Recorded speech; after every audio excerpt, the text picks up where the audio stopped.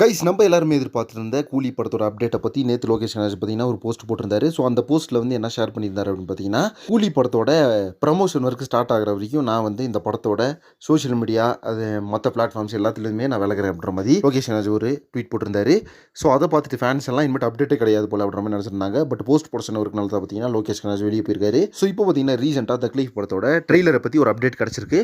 So trailer பொறுத்த அளவுக்கு வேற லெவலில் இருக்க போது அது எந்த வித சந்தேகம் கிடையாது. ஏன்னா ஏற்கனவே ரிலீஸ் ஆயிருந்த ரிலீஸ் டேட் டீசர் அதில் பார்த்தீங்கன்னா ஒரு விரித்தனமான ஒரு சினிமோட்டோகிராஃபி ஒர்க்காக இருக்கட்டும், ஒரு ஆக்ஷன் சீக்வன்ஸாக இருக்கட்டும், எல்லாமே பார்த்தீங்கன்னா தெரிய லெவலில் கொடுத்தாரு மணிரத்னம் அவர்கள். இப்போ பார்த்தீங்கன்னா இது வந்து ஒரு பக்கா டெரரிசம் ஸ்பை ஆக்ஷன் த்ரில்லர் படம் அப்படின்றதுனால இந்த படத்தோட அந்த ட்ரெய்லர் பார்த்தீங்கன்னா ஃபுல் அண்ட் ஃபுல் ஒரு ஆக்ஷன் பேக்கடாக இருக்க போது. ஸோ த கிளீஃப் படத்தோட ட்ரெய்லர் பார்த்தீங்கன்னா கூடிய சீக்கிரம் ரிலீஸ் ஆக போகுது. ஸோ இதை பார்த்தீங்கன்னா ரீசெண்டாக ஒரு இன்டர்வியூவில் தலைவர் அவர்கள் சொல்லியிருக்காரு.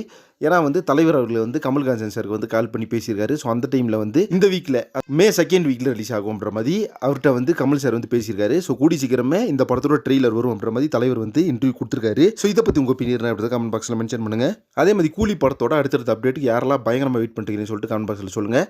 மேலும் சினிமா பற்றின இன்ட்ரெஸ்ட் தகவலுக்கு சேனலை சப்ஸ்கிரைப் பண்ணிக்கோங்க. நெக்ஸ்ட் ஒரு இன்ட்ரெஸ்ட் என்ன பண்ணுறேன். Thank you friends.